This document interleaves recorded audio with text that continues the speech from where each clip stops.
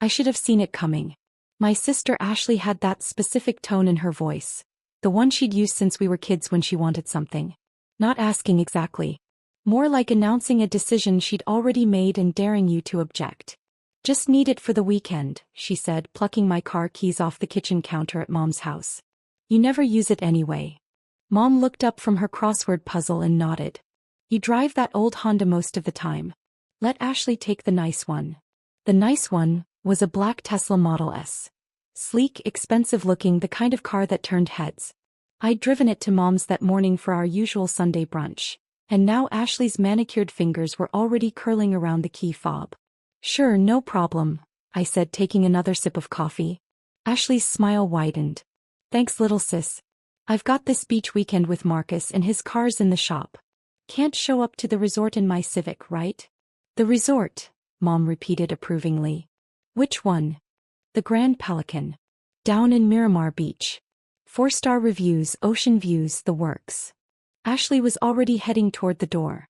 Marcus is treating me right. Unlike some people who drive beat-up Hondas at 32. I'd stopped defending myself years ago. At family gatherings I was always the practical one. The one who wore sensible shoes and drove a practical car and worked a job nobody really understood. When people asked what I did, Mom would wave her hand vaguely and say, something with computers and transportation. Have fun, I told Ashley. She paused at the door, jingling the key fob.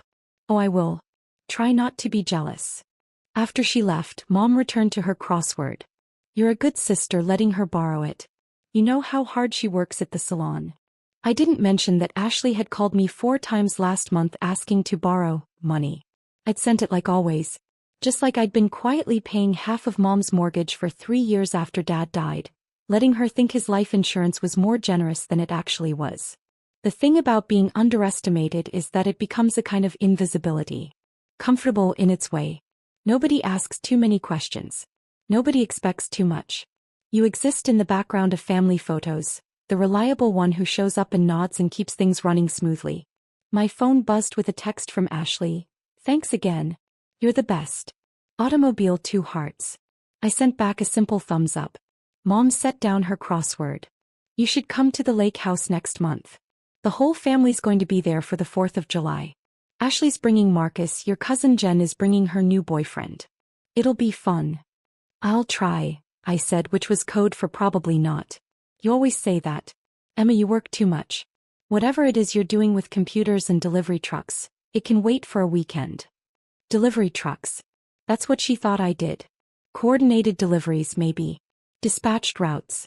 Something blue-collar adjacent that explained the practical Honda and the simple wardrobe and the general lack of flashiness in my life. I'll check my schedule, I said.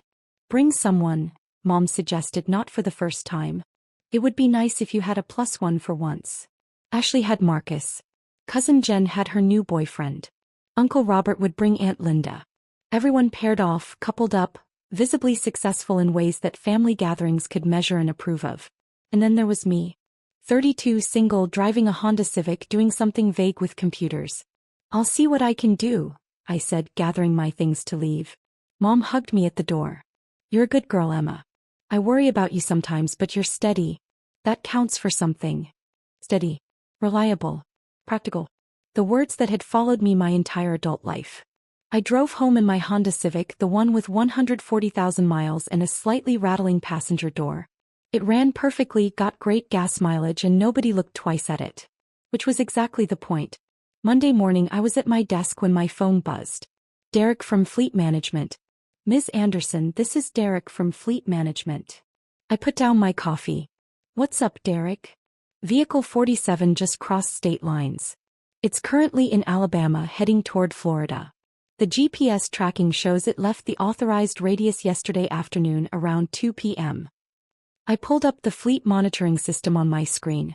There it was, the black Tesla's route highlighted in red. Unauthorized movement. State line violation. No pre-approved travel authorization filed. The system was automatic. Every vehicle in our corporate fleet had GPS tracking, geofencing alerts, and compliance monitoring. It wasn't about trust. It was about liability. Insurance requirements. Federal DOT regulations for commercial vehicle operations.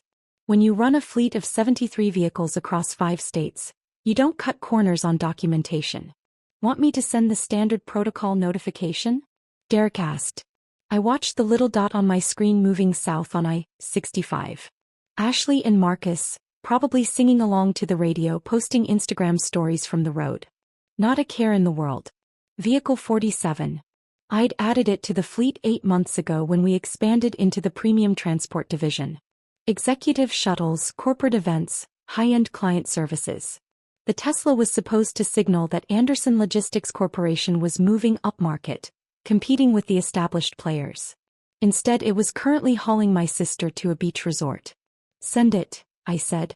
Derek hesitated. You sure? I know it's a family situation. That's exactly why it needs to go through proper channels. Send the notification. Yes, ma'am. The notification goes to 3 places simultaneously: the driver's phone, the registered contact, and our legal compliance team. It's automatic, triggered by the GPS system the moment unauthorized parameters are breached. You can't just take a company car across state lines without authorization.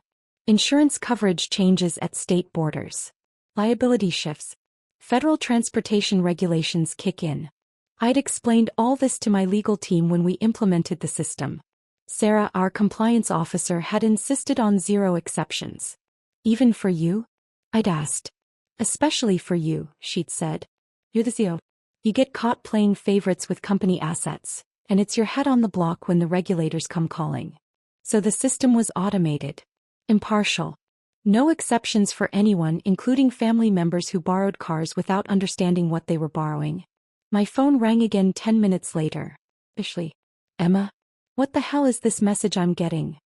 I put her on speaker. What message? Something about unauthorized vehicle use and GPS tracking and immediate return required, and, wait, why is your name on this? It says, vehicle registered to Anderson Logistics Corporation, primary account holder, Emma Anderson. Oh, that, I said calmly. Yeah, it's a company car. Silence on the other end. I could hear highway noise in the background, the hum of the Tesla's electric motor. Then, a company car? Your company car? Technically it's registered to the corporation, but yes. I'm the primary account holder for all fleet vehicles.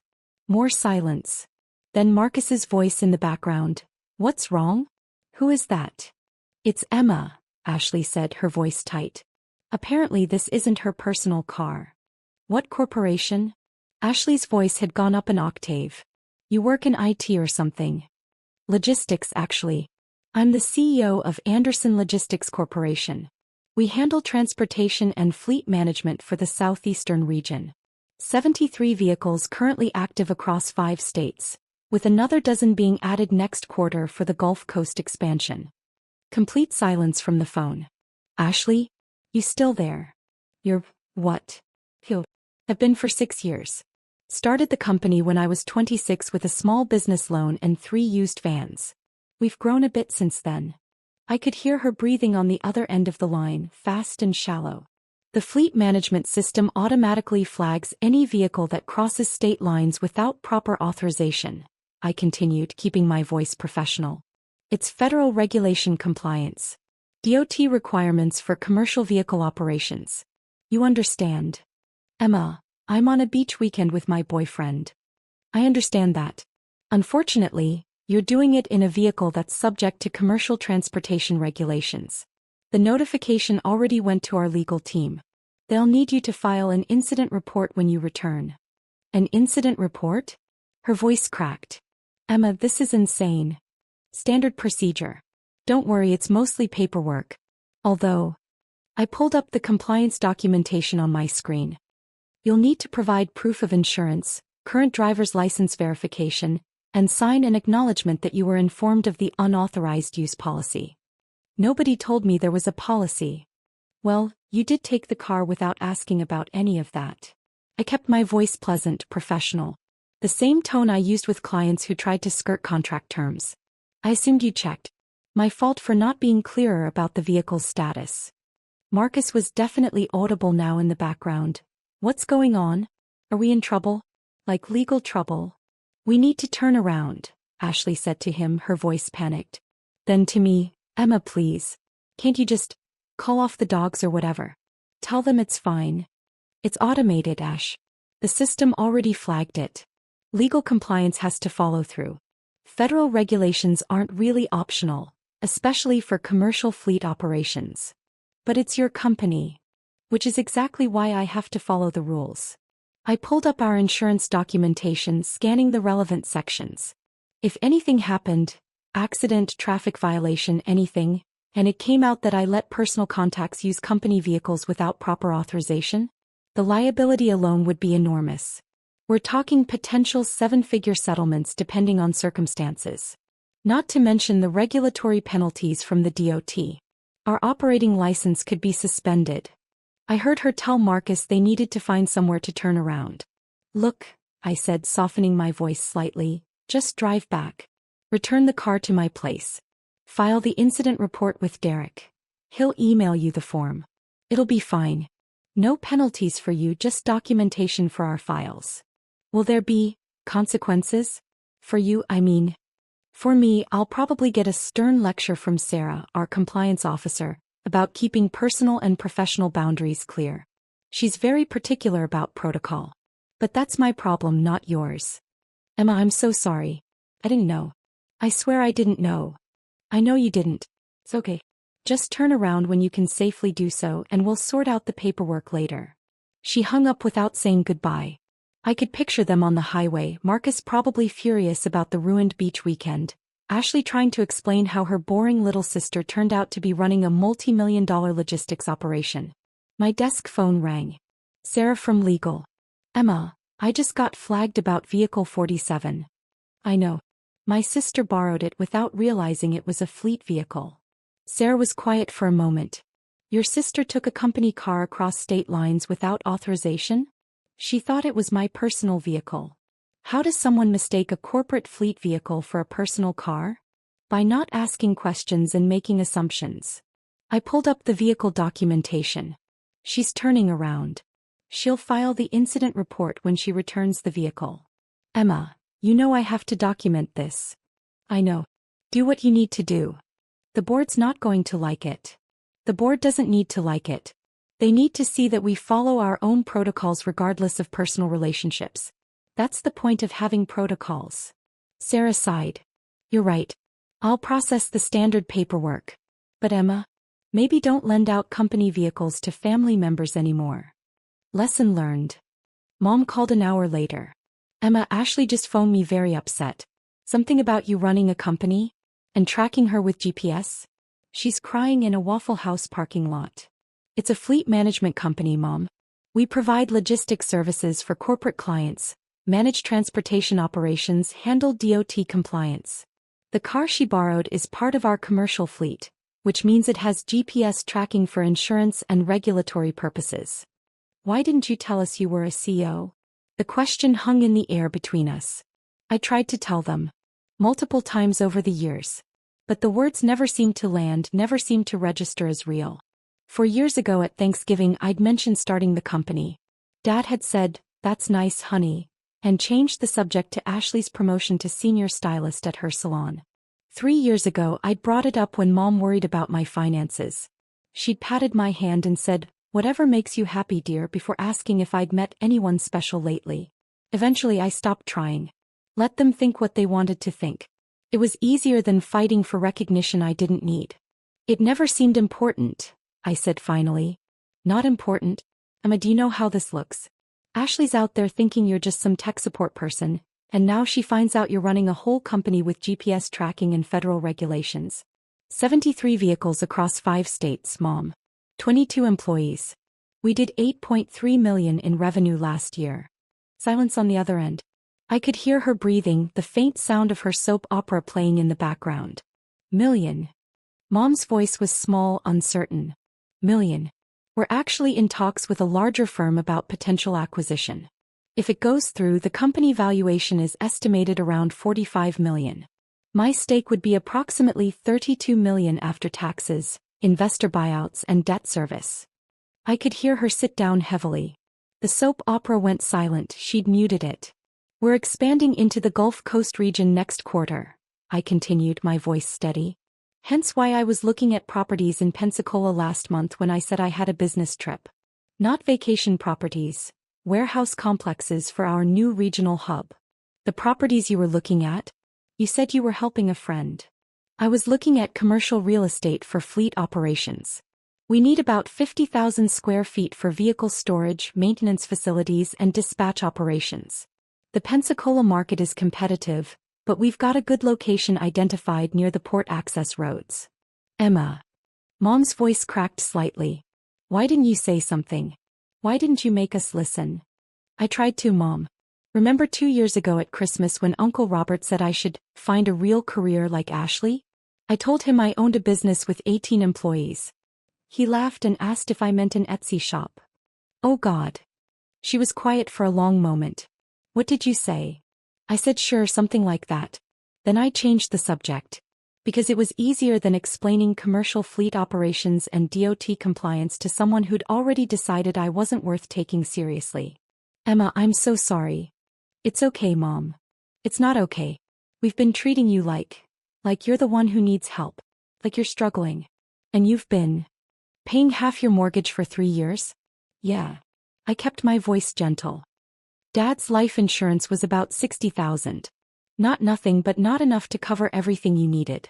I didn't want you to worry about money while you were grieving. She started crying then. Real sobs, not the delicate tears she shed at sad movies. Ashley posted on Facebook last month. Mom said between sobs. She said you'd borrowed money from her for rent. I believed it. I commented with a sad face emoji. I thought you were barely getting by. I remembered that post. Ashley's humble brag about helping family in tough times. The reality was I'd given her $3,000 for an emergency that turned out to be a shopping trip to Miami with Marcus. She'd apparently rewritten the story for social media sympathy. Mom's fine. Really. I gave Ashley that money as a gift.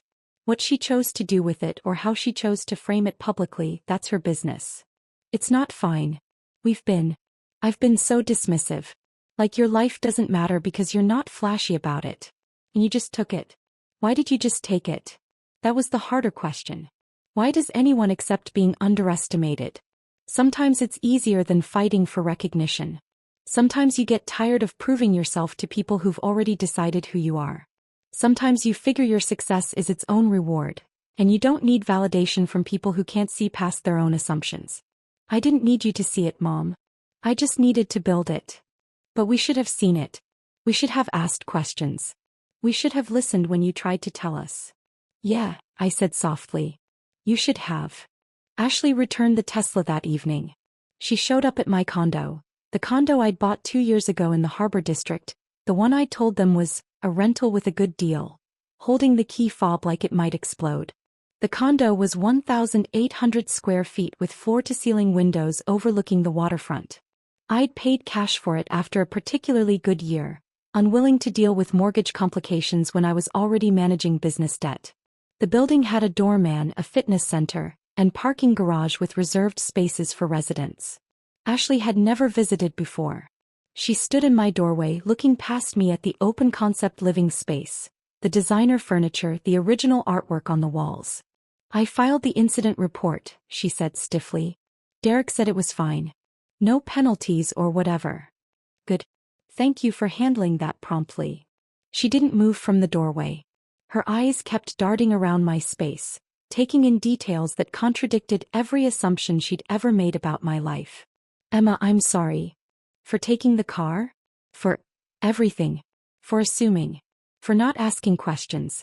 For posting that thing on Facebook about lending me money when it was the other way around. He was crying now, mascara starting to smudge. For treating you like you're the one who needs help when you've been. God, Emma, you've been taking care of all of us. I leaned against the doorframe. Ashley, you don't have to. Yes, I do. She wiped her eyes, smearing the mascara further. I've been horrible. We all have. Treating you like you're the struggling one, the practical one, the one who just never quite got it together. And the whole time you've been running a company. A real company with employees and millions of dollars and federal regulations. It's just logistics. Transportation management. It's not that impressive. Stop it. She said it sharply enough that I blinked. Stop downplaying it. You built something real. Something successful. And instead of bragging about it or shoving it in our faces, you just kept showing up to family dinners and letting us treat you like you were barely getting by. I didn't do it for recognition. I know. That's what makes it worse. She stepped inside, finally looking around my living room with fresh eyes. This place. How much did it cost? Ashley. How much? $650,000. I paid cash 2 years ago. She sat down heavily on my couch, a beautiful mid-century modern piece I'd found at an estate sale. Jesus Christ. I've been bragging about my apartment. My shitty apartment that costs $1,200 a month and has roaches. Your apartment is nice. It suits you. Don't do that. Don't be nice about this. I don't deserve nice. She looked up at me, her face blotchy from crying. Marcus said I should ask you about the company. Really ask, not just apologize and run away. He said if I can't even be bothered to understand what my own sister does for a living, then I don't deserve to be in her life. Marcus said that? Marcus has 3 sisters. He talks to them every week. He knows what their jobs are, what their struggles are, what matters to them. He was horrified when I told him I thought you worked in IT support or something. I sat down beside her on the couch. Hey, what do you want to know? So I told her. About starting with 1 van and a dream of building something stable, something mine. About the 18-hour days for the first 2 years, living in a studio apartment and eating ramen because every dollar went back into the business. About landing the first major contract. A regional hospital system that needed reliable medical supply transport. And the terror and exhilaration of suddenly having to hire employees, manage insurance, navigate DOT regulations. I told her about the first year we turned a profit and how I'd cried in my office because it felt impossible and I'd done it anyway. About learning to manage people, some older than me, some with more experience, all of them trusting me to make decisions that affected their livelihoods. I told her about the expansion into premium services, adding the Tesla and 2 Mercedes vans for corporate clients who wanted their executives transported in style. About the contracts with tech companies, law firms, medical practices, all of them requiring discretion, reliability, and the kind of operational excellence that keeps clients renewing year after year. Why didn't you tell us? Ashley asked when I finally paused. Why not just sit us all down and explain all this? I tried. Multiple times. Nobody was listening. So you just gave up on us? Not gave up. Just stopped trying to force it. I figured if you really wanted to know, you'd ask. And if you didn't ask, then maybe you didn't really want to know. She flinched like I'd slapped her. That's fair. Brutal but fair. We sat there for a moment in silence. Outside my windows, the sun was setting over the harbor, painting the water in shades of orange and gold. Can I see it? Ashley asked suddenly. The company. The actual facility. I want to see what you built. I took her the next day. The Anderson Logistics Corporation headquarters was a 35,000 square foot facility off the interstate, with vehicle bays, maintenance stations, a dispatch center and administrative offices on the 2nd floor. I'd bought the property 3 years ago when we outgrew our original rented space, financing it through a commercial loan that I'd paid off last year. Ashley walked through it like she was touring a museum, eyes wide, asking questions about everything. The maintenance bays where our mechanics serviced the fleet. The dispatch center where coordinators managed daily routes and client requests. The conference room where I met with corporate clients and negotiated contracts. You built all this? She asked, standing in the middle of the main floor, looking up at the high ceilings and modern lighting. With a lot of help. And a lot of loans. And a lot of sleepless nights wondering if I was completely insane. I gestured around the space. But yeah. I built it. She stopped in front of the wall in the lobby where our company logo was displayed. A stylized road disappearing into a horizon line, with Anderson Logistics Corporation, in clean sans serif font underneath. Your name, she said quietly. It's your actual name on the building. Well, it's my company. I told people my sister worked in IT. Her voice was barely above a whisper. When they asked what you did. Because I genuinely didn't know. And that's on me. For never asking. For never caring enough to ask. It's on both of us. I could have pushed harder to make you listen. No. She turned to face me, her expression fierce. You shouldn't have had to push. We should have listened the first time. We should have cared enough to ask questions and actually hear the answers. My operations manager, Michelle, poked her head out of her office. She was 53, former military, and ran the day-to-day operations with the kind of precision that made everything look effortless. Ms. Anderson, the conference call with the Houston Medical Center is in 10 minutes. The contracts are ready for review. Thanks, Michelle. I'll be right there. Ashley stared as Michelle disappeared back into her office. People call you Ms. Anderson. With respect. Like you're actually the boss. Usually they just call me Emma. But yeah, in formal contexts, I'm Ms. Anderson. Final decision maker on contracts, hiring, expansion plans, all of it. You have conference calls with Houston. And Atlanta and Nashville and Miami. We're negotiating service contracts for a regional hospital network. Medical supply transport, equipment transfers, patient transportation services. It's a big contract. Could add another 12 vehicles to the fleet and 6 new employees. She laughed suddenly, a slightly hysterical sound. I borrowed a company car to go to the beach. A company car owned by my CEO's sister who I thought was struggling to pay rent. Oh my God. Oh my God, Emma. To be fair, the Tesla was a bit of a splurge. Most of our fleet is practical cargo vans and box trucks. The premium vehicles are less than 10% of our operation. Emma. She grabbed my arm, her grip tight. Stop being reasonable and nice about this. I was awful. We were all awful. You deserved better than what we gave you. You weren't awful. You were just not paying attention. There's a difference. That's awful in its own way. Maybe worse, because it means we couldn't even be bothered to see what was right in front of us. I didn't have an answer for that. Because she was right. Being actively cruel would have been painful, but at least it would have meant they saw me clearly enough to aim their cruelty accurately. Being ignored, being underestimated, being invisible despite being right there. That was its own kind of hurt. Sunday brunch the following week was different. Mom had apparently called everyone. Ashley, Uncle Robert, Aunt Linda, cousins I hadn't seen in months.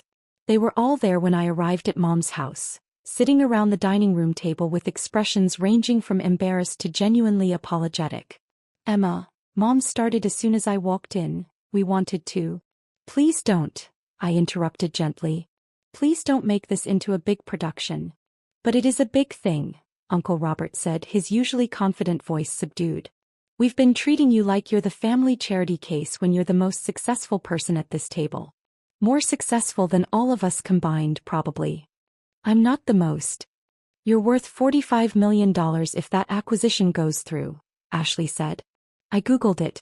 Business acquisitions over a certain size are public record. Your company valuation is listed in the business filings. You're literally about to be worth more than all of us combined.